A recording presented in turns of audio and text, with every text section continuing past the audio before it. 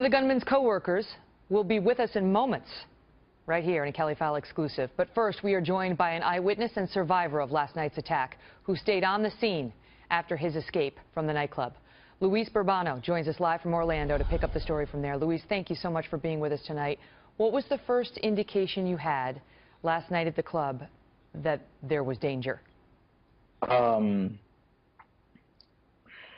lot of the DJs normally play songs, and they sample different types of music, or horns or bullet shoots inside. So when we were listening to the song around 2 o'clock, we were cashing out our tabs, and we hear what we thought was part of the set of the DJ, which was ba ba ba ba. But everyone looked around, realizing it wasn't really so enhanced by the music. It was different. Past the 4th or 5th round, that's when we realized something was going on. And at that point, I turned to my right in the direction of where it was all coming from, and I just see a domino effect of people going down, just ducking down. And go ahead. Did you see anyone injured inside the club? I mean, did you think anyone had been hurt? The club itself has several parts to it. You walk in to the left, there's a smaller room with a long bar. It's not as big as the main floor. Then you have the back patio. The room that I was in, I was furthest in. It was slightly darker because that's just the ambiance of the room. And I didn't see anything at that point in time because the pace that it all happened at was so rapid. And it was incredibly in the blink of an eye fast. I just remember hearing the 4 shots, hearing the 5th and 6th, realizing, okay, I think something's going on, ducking down, grabbing my best friend, we ducked down. And at that point, we had to slide. There was a break in the shots, about 10 seconds after a good 10 to 20 rounds at that point. And we had a moment where we looked at the exit door, a side exit door for employees, and we just booked, slid, and we didn't realize afterwards. And we looked back at our clothes. There must have been something going on because I had blood all over my clothes. When you got outside of the nightclub, you saw a man who was lying there, right, on the ground. Tell us what happened. Yeah,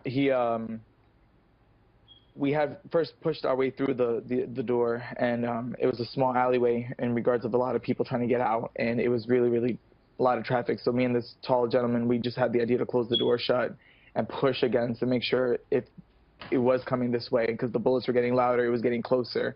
We just kept the door shut, tried getting everyone as much space and as much time to get out. When I ran out and I dodged through a big hole in a fence, a gentleman collapsed right in front of the club. And at that point, we were still hearing what was going on, but my focus was helping him out, just dragging him. Unbeknownst to me, his left forearm was split in 2. And then he also had a gash on his hip. And then I dragged him up a hill, found an officer.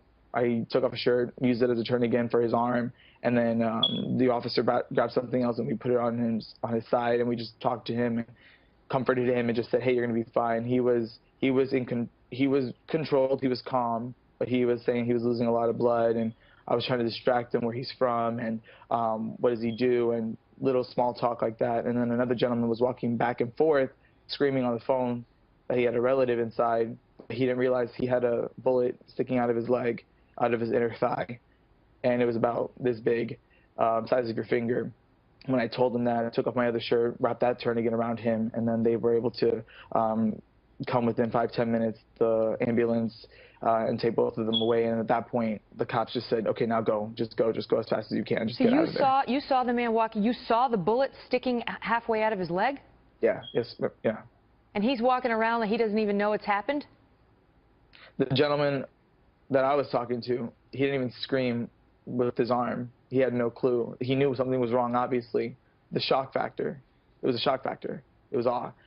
Luis, we don't even remember screaming inside the club. It was just mouths drop, you go. He had no clue. He was bleeding from his jeans, and I said, you have a bullet sticking out of you. And then he looked down, and that's when it hit him, and he just fell, and then we took care of him. But his main concern was his family member. Just a question for you. When you were holding the doors shut so that the shooter could not get out, but was there any concern that you might be keeping people fleeing the shooter from getting Yeah. out there? No. Yeah. Yeah. I was on my mind. There was banging. There was pushing of the door. That was on my mind. But at that point in time, I just tried doing what I thought would be best at that moment, because it was getting louder and getting closer. And I looked to my left. There was a good 20 people piling on top of each other, trying to exit out a small closet-looking door to the parking lot. And